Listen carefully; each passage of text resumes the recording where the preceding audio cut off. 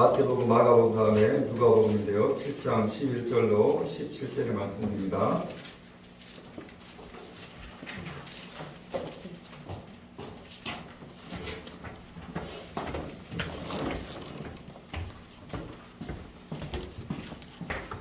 다 같이 한테서 말씀을 교독하시면서 드리하도록 하겠습니다. 누가복음 7장 11절 봅니다. 그 후에 예수께서 나인이라는 성으로 가실새 제자와 많은 무리가 동행하더니 성을 가까이 계실 때 사람들이 한 죽은 자를 메고 나오니 이는 한 어머니의 독자여 그의 어머니는 바보라. 그에서 많은 사람도 그와 함께 나오거늘 주께서 갑을 보시고 불쌍히 여기사 울지 말라 하시고 가까이 가서 그 발에 손을 대시니 인자들이 손을지라. 예수께서 이르시되 청년아 내가 네게 바라노니 일어나라 하시매 죽었던 자가 일어나 앉고 말도 하거늘 예수께서 그를 어머니에게 주시니 모든 사람이 두려워하며 하나님께 영광을 돌리려 이르되 큰 선지자가 우리 가운데 일어나셨다 하고 또 하나님께서 자기 백성을 돌보셨다 하더라. 함께 예수께 대한 이 소문이 온 유대와 사방에 두루 퍼지니라. 아멘. 오늘 아침에 교회를 이렇게 딱 들어서는데 너무 향기가 진동을 했습니다. 첫 향기를 제가 맡고 교회 와서 자리에 앉아서 기도하는데 너무 좋았습니다. 이 꽃향기가 교회 들어오는 입구부터 그렇게 아마 진동을 했던 것 같습니다. 우리 자유분의 그래 한번 인사하겠습니다. 부활에 향연하는 인생 삽시다. 아멘. 이렇게 꽃꽂이를 수고해주신 권사님께 너무 감사를 드리고 또 어제 또 이렇게 상가전도로 부활절 전도로 수고해주신 모든 분들께 다시 한번 주님의 아름다운 축복이 있기를 바랍니다. 5년 전 우리 신집사님의 아버님께서 일을 가시기 위해서 오토바이를 타고 가시다가 넘어지셨습니다. 처음에는 대수롭지 않게 생각했습니다. 이런 일로 병원에 갈 필요가 없다고 하셨습니다. 그런데 78이라는 연세에 몸은 쉬 회복이 되지 않았습니다. 시간이 지나고 몸이 이상이 오기 시작했습니다. 급히 목포로 나와 병원에 입원을 했습니다. 병원에 입원을 하고 얼마 이후 퇴원하겠다 싶었습니다. 그런데 병원 생활이 생각보다 길어졌습니다. 그리고 다시 해가 넘어가고 병세가 호전이 되기는커녕 심해지기 시작을 했습니다. 결국 이천의 요양병원으로 아버님을 모셔왔습니다. 아무래도 가까이에서 아버님을 찾아보고 또 상태를 지켜보는 게 좋겠다 싶었던 이유였습니다. 처음에는 차도도 보이고 또 아버님의 건강도 회복이 된 것 같았습니다. 말씀도 잘하시고 또 드시는 것도 잘 드셨습니다. 그런데 병원 생활이 한 달, 두 달, 그리고 3달 넘어가면서 서서히 어린의 몸이 약해지셨습니다. 총기도 잃으시고 사람도 알아보지 못하시고 말은 어눌하셨습니다. 70 후반의 연세를 몸이 이기지를 못하고 있는 것이었습니다. 그렇게 넉 달 이곳 이천의 요양보건에서 보내시다 4년 전 8월 이 땅에서 4명의 딸, 2명의 아들 그리고 아내를 남겨두고 마지막 숨을 거두셨습니다. 그리고 목포에서 장례식이 진행이 되었습니다. 당시 교회 식구들과 함께 아주 늦은 밤 시간에 목포 장례식장에 도착해서 가족들을 위한 장례 예배를 드렸습니다. 검은 상복을 입고 삼사모와 모와 함께 78년을 사시다 가신 어른의 인생을 설교에 담아 이야기를 드렸습니다. 그 어른의 인생이 또 그분의 삶이 어떠했는지를 저와의 짧은 만남이었지만 그래도 그 어른이 이런 인생을 사셨을 것 같고 또 그 어른이 저런 인생을 사실 것이라 생각하며 말씀을 전하고 나누었습니다. 얼마 후 신집사님께서 제게 그런 말씀을 하셨습니다. 많은 목사님들이 장례식에 참석해서 저와 똑같이 예배를 듣는데 또 많은 식구들이 우리 교회 목사님 설교가 가장 좋았다라는 말씀을 해주셨습니다. 아버님의 인생을, 어른의 인생을 그렇게 찬찬히 살펴주시는 목사님의 설교가 너무 좋았다라고 제게 말씀을 해주셨습니다. 그 이야기를 들으면서 저는 다시 한번 다짐합니다.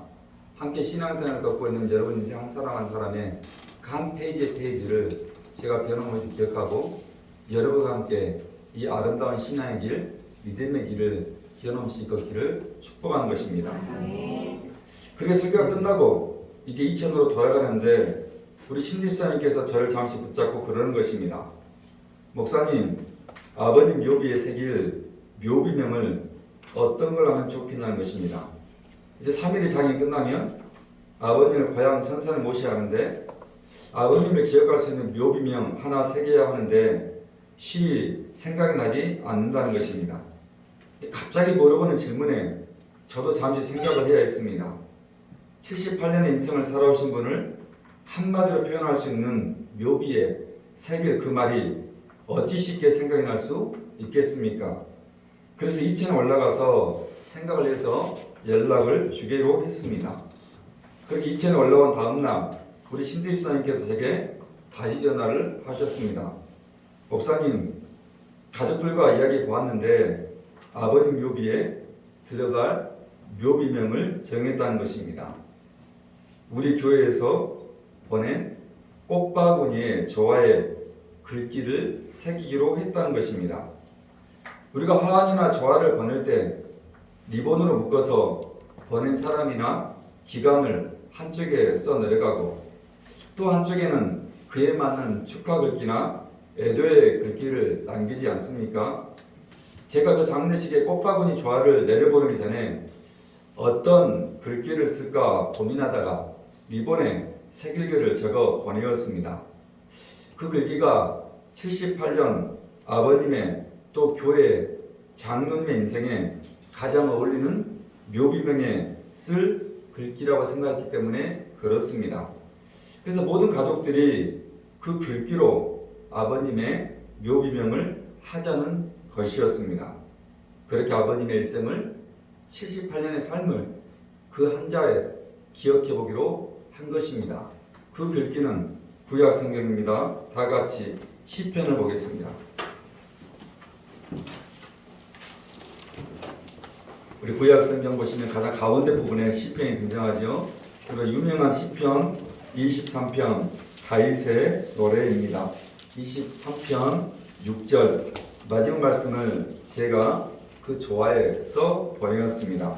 다 같이 6절 말씀 한번 읽겠습니다. 시작. 내 평생에 선하신가 인자하심이 반드시 나를 내가 여호와의 집에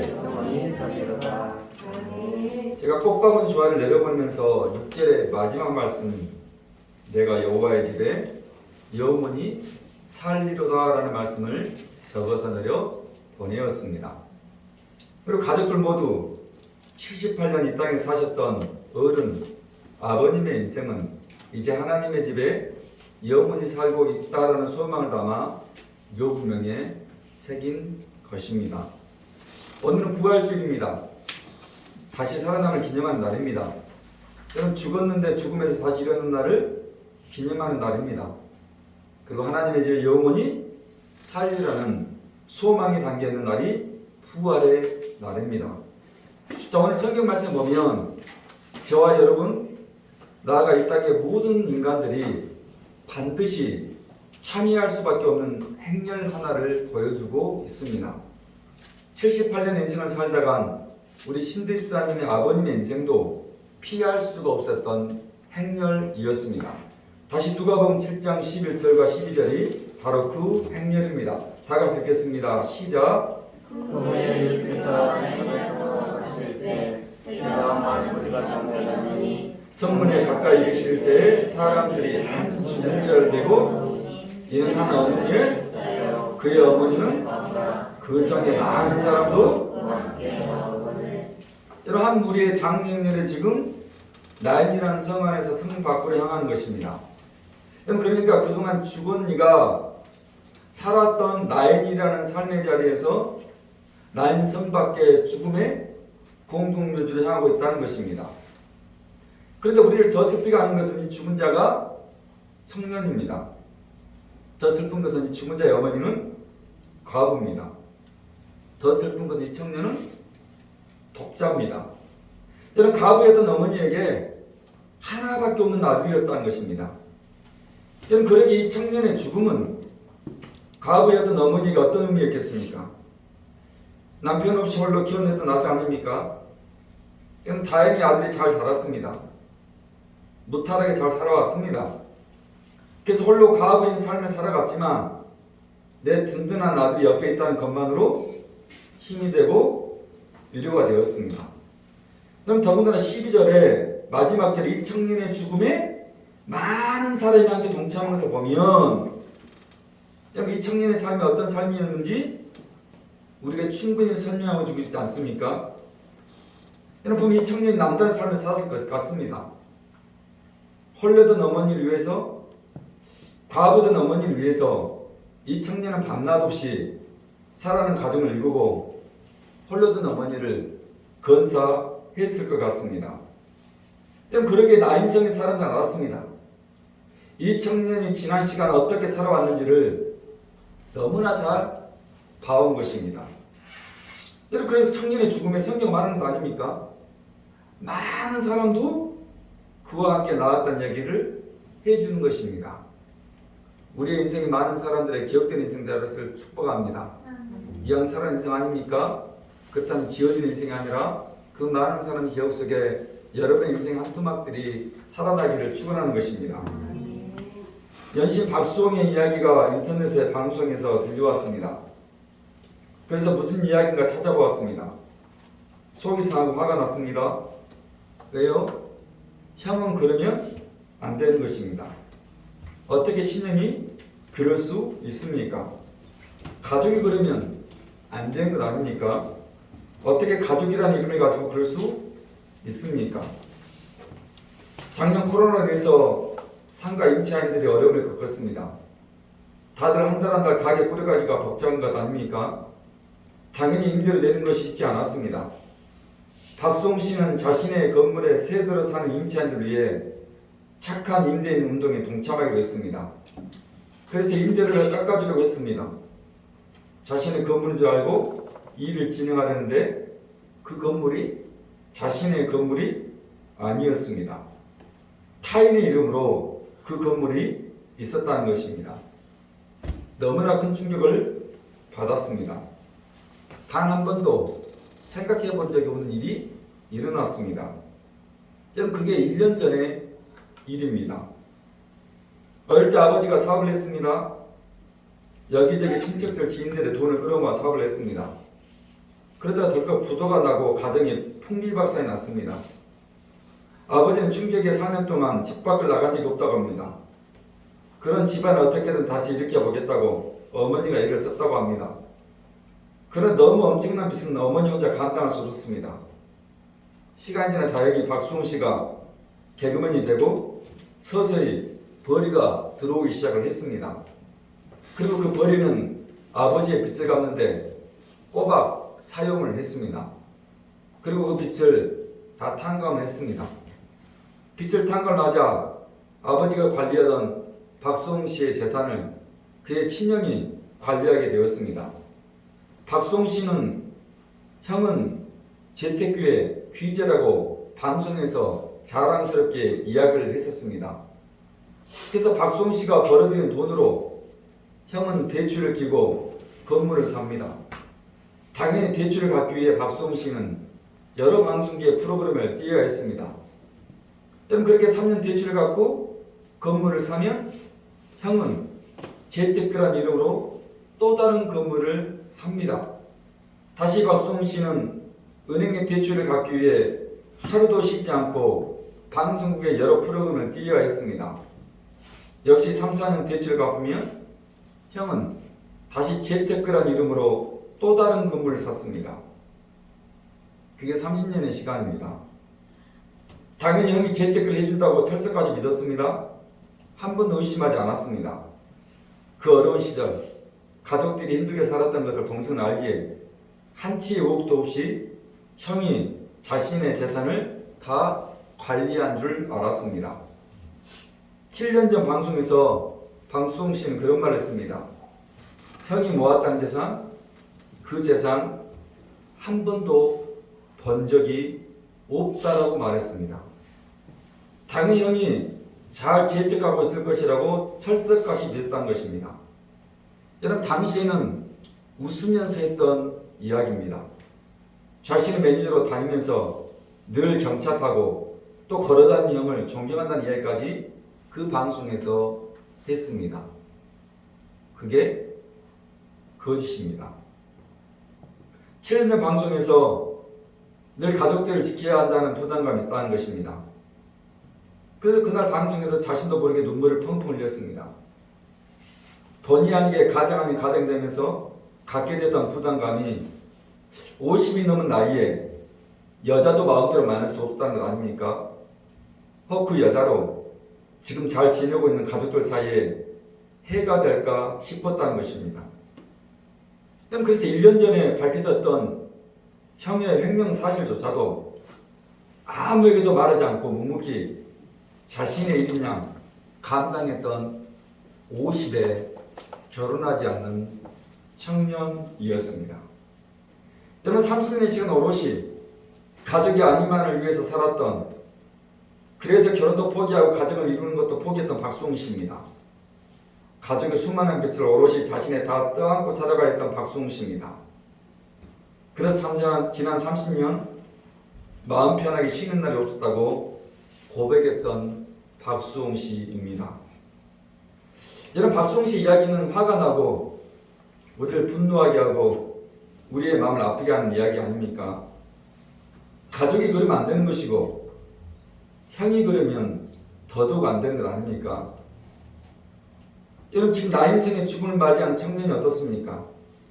그 역시 박수홍 씨처럼 오로지 자신의 가족을 읽으며 살았습니다.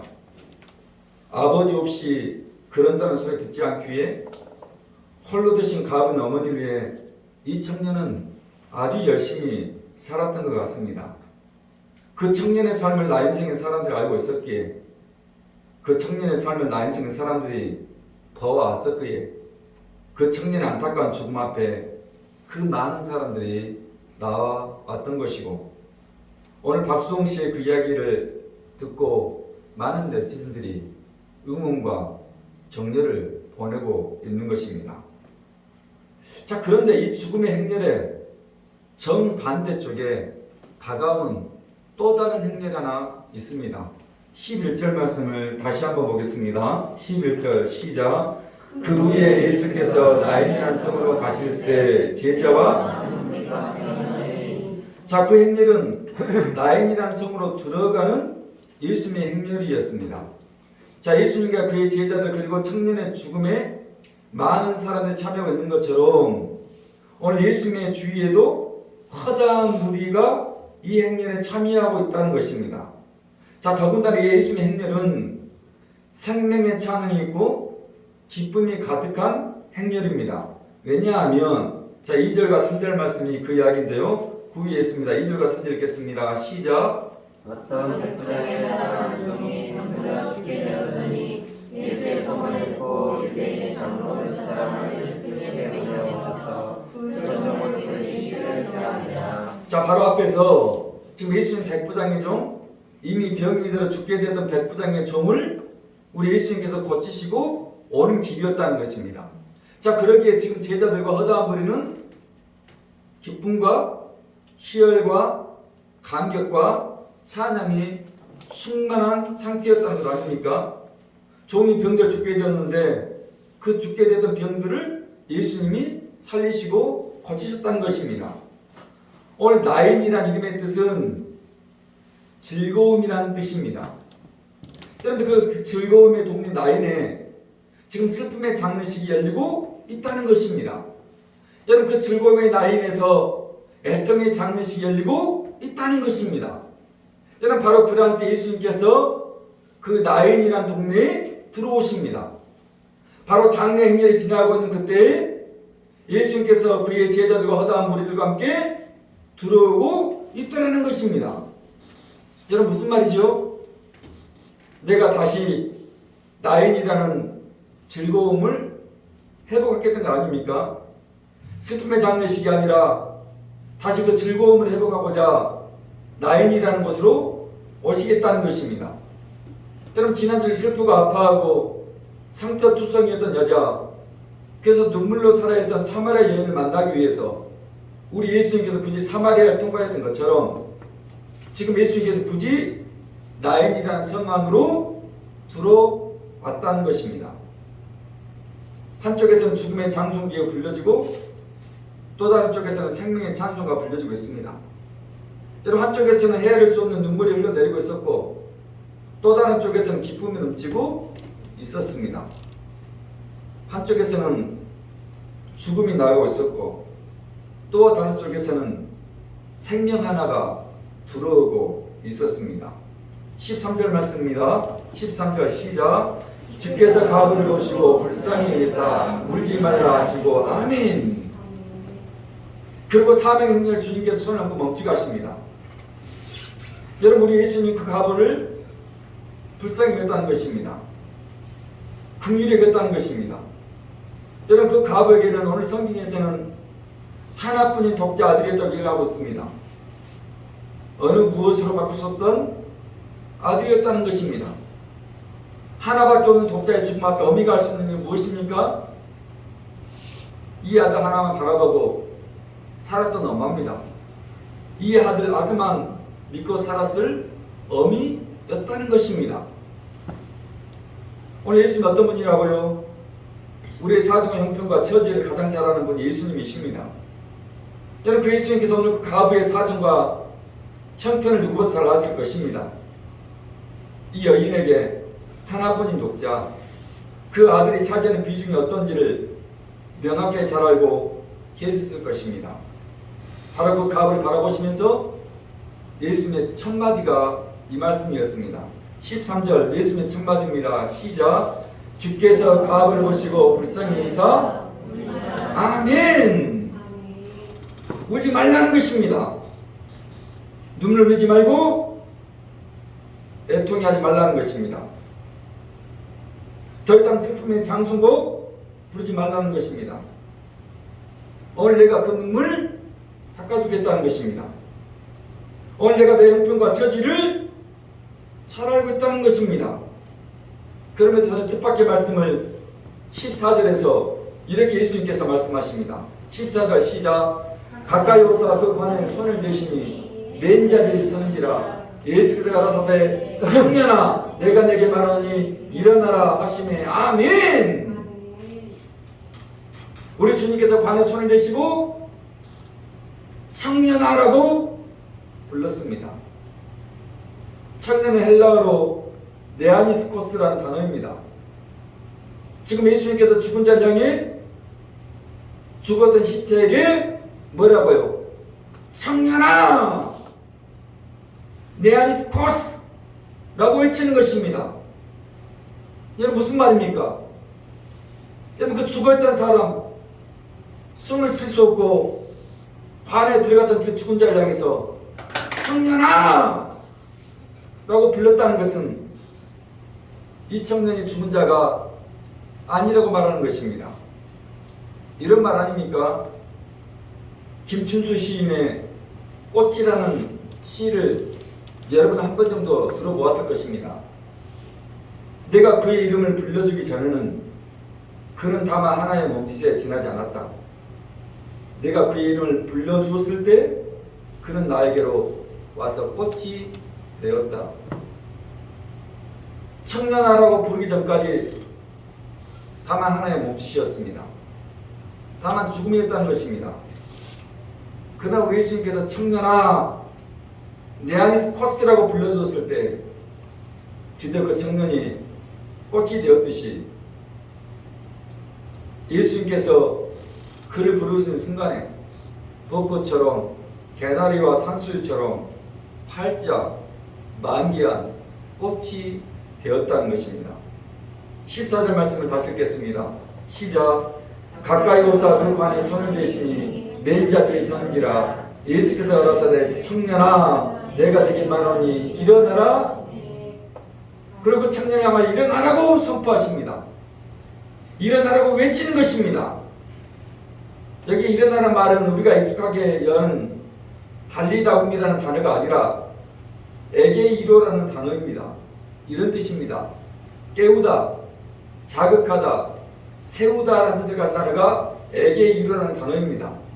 그런데 이 에게이로 일어나는 단어의 동의어가 아나스타시스라는 단어입니다. 여러분, 아나스타시스 무슨 단어입니까? 부활을 상징하는 단어가 아나스타시스라는 단어입니다. 여러분, 그러니까 지금 예수님께서 이 청년에게 말하는 것입니다. 네아니스코스, 청년아, 에게이로, 일어나라. 아나스타시스, 부활하라는 것입니다. 다시 살아나는 것입니다. 다시 일어나 걸으라는 것입니다. 다시 끊어졌던 숨 한 번 쉬라고 이야기를 하는 것입니다. 15절 말씀, 그 이야기를 듣던 청년입니다. 시작. 죽었던 자가 일어나고 말도 하거늘 예수께서 그를 어머니에게. 여러분, 그리고 이어서 그 죽었던 청년이 뭐 하는 것입니까? 일어납니다. 그리고 앉습니다. 그리고 입을 벌려 말합니다. 완전히 죽었던 자가 일어난 거 아닙니까? 여러분, 그냥 잠시 일어난 것이 아니라 완전히 살아있다라고 얘기를 하는 것입니다. 아멘입니다. 할렐루야입니다. 오늘 예수님께서 죽은 자 살리십니다. 예수님께서는 무덤을 향해 가던 자를 살리십니다. 여러분, 예수는 죽은 지 나흘이 되었던 그 죽음의 냄새가 났던 나사로도 살리신 것을 우리가 기억하지 않습니까? 우리 청도 마찬가지로 일어나게 하시고 앉게 하시고 입을 벌려서 말하게 하신 것입니다. 여러분, 그것은 또한 그 과부의 눈물을 닦아주시는 예수님의 마음이었습니다. 그 과부의 아픔을 완전히 치유해 주신 예수님이십니다. 더 이상 과부의 가장 소중한 것을 앗아가지 않겠다는 것입니다.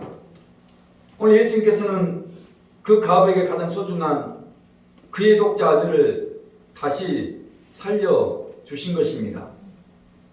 그 어미에게 그의 아들을 그리고 내어줍니다. 그 어미의 품에 청년을 안기게 해준 것입니다. 지아비도 없이 살아온 어미 아닙니까? 아들 하나만 바라보고 살아온 어미 아닙니까?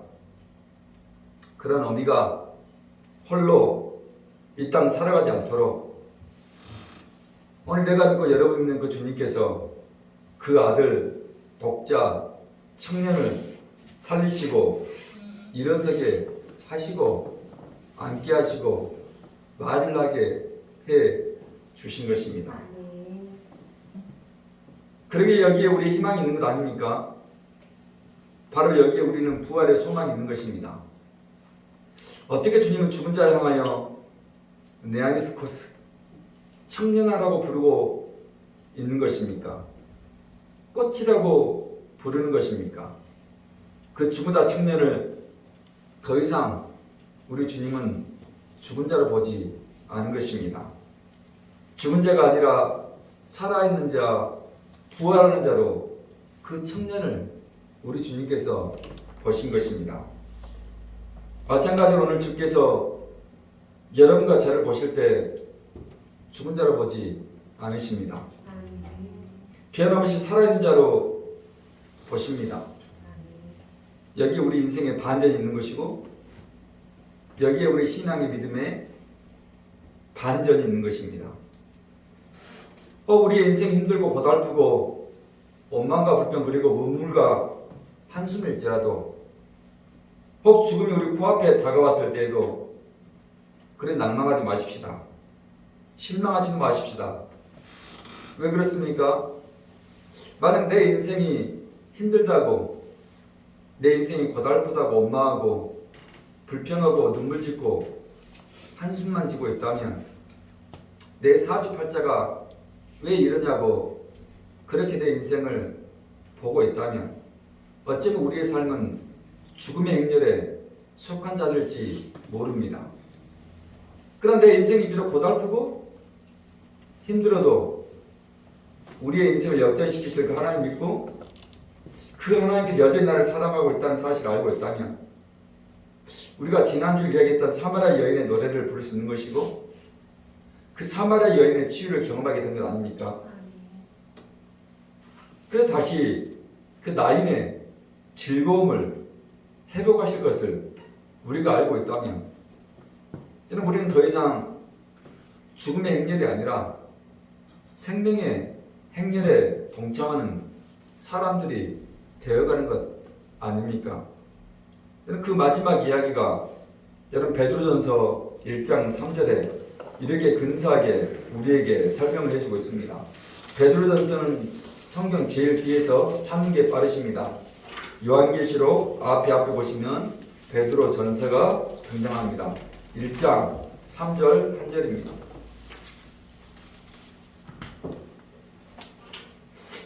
(1장 3절) 다 같이 읽겠습니다. 시작. 우리 주 예수 그리스도의 아버지 하나님을 그의 많으신 긍휼대로 예수 그리스도를 죽은 자 가운데서